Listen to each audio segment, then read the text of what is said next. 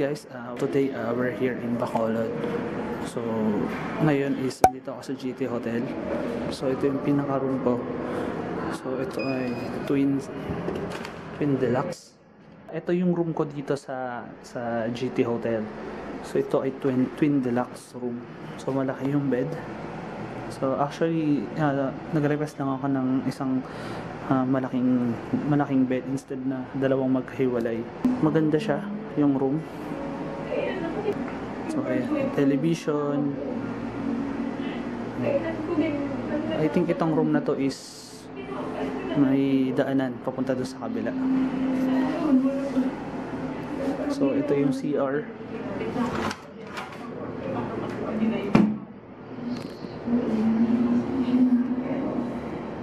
So okay naman yung room.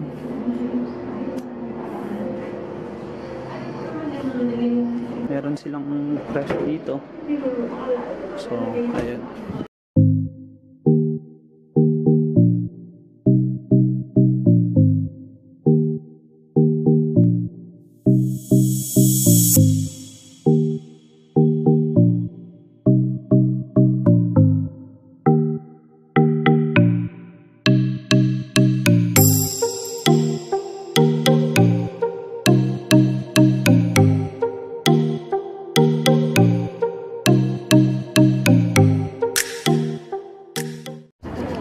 Okay guys, today we're here at Bacolod. So syempre pag nandito tayo sa Bacolod, hindi mawawala yung pagkain ng chicken inasal. So ngayon, dito kasi sa Bacolod, ang sikat na sikat dito na lagi nila pinupuntahan is Aidas. Pero ako, recently nung huling punta ko dito last year, may na-discover ako na masarap yung chicken inasal, which is wala masyadong tao, tapos masarap pa siya. So ngayon papunta ako doon. So ang pangalan nung kainan is Twilight. So andun siya sa kanto.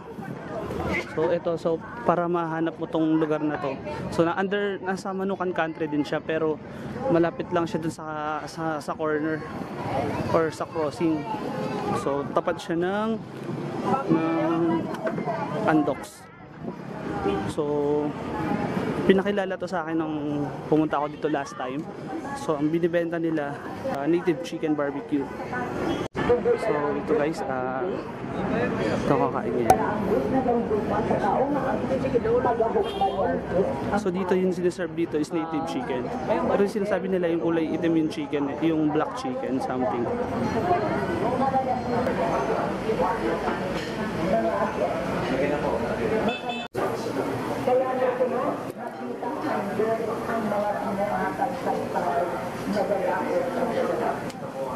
Hi guys, so ngayon nandito na ako sa Twilight. So nakapag-order na ako.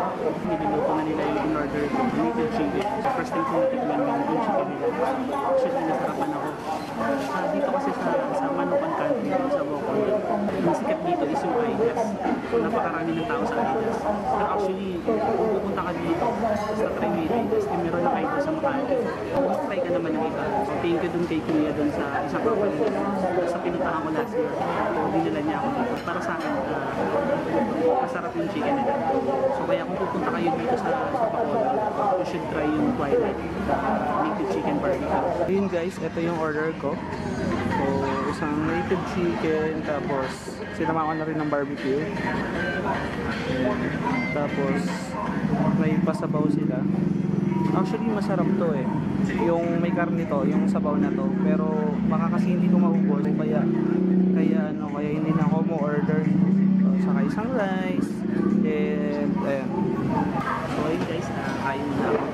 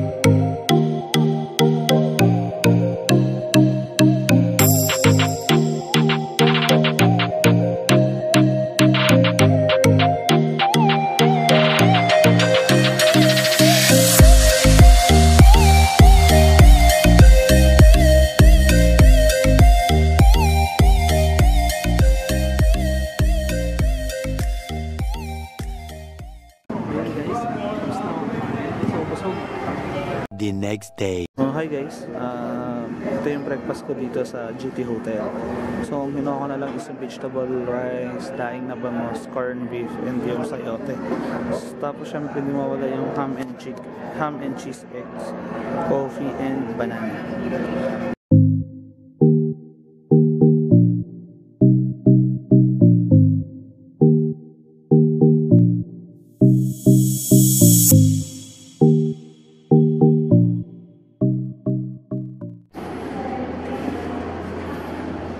So guys, ito yung GT suite nila. So meron siyang sala, mini sala. So ayan. So dito yung bed. So king size bed din. So meron ding working table. So ayan yung working table.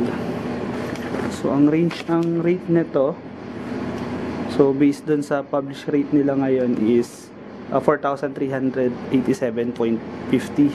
Then meron silang promo yung with breakfast and without breakfast. So ito is around 3,071 kapag with breakfast, and without ang without naman is 2,632. So check natin yung CR.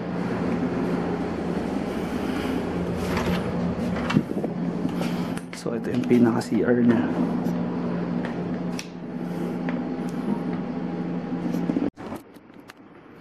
So guys, papunta kami dun sa presidential suite.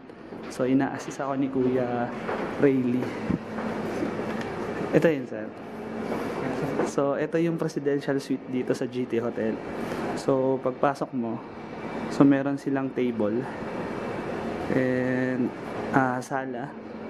So merong sofa and may television. So ayun siya. So tapos ito yung pinaka kwarto.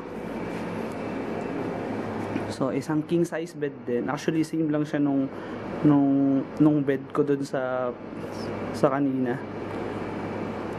or dun sa room na nakuha ko.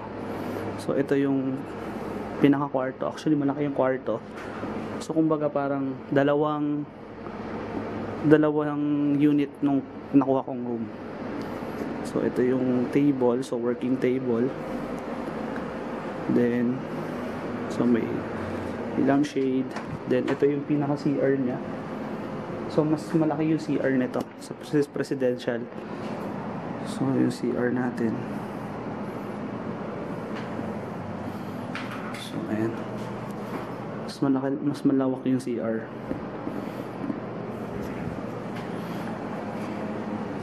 Ayan. Ito ay may connecting door. So kung dalawang presidential suite siguro. So ang published rate naman nito, so ang published rate nito ng presidential suite nila is 6,267.86.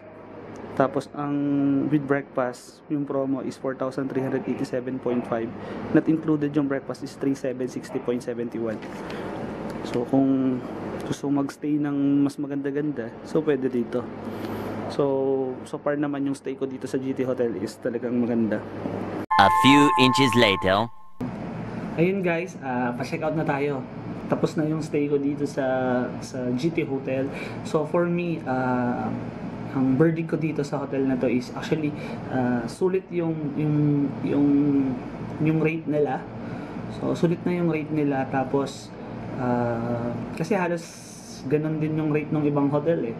So halos pareho lang yung rate nila. Then first time ko magstay dito. So ayun, first time ko magstay dito sa GT Hotel. So first time ko magstay, and first time kong nag-book dito kasi last time nung pumunta ako dito is fully booked na yung hotel nila or yung mga rooms nila. So napilitan ako maghanap ng ibang hotel. Actually yung nakuha ko nga nun ay nung time na yun talagang sobrang pangit.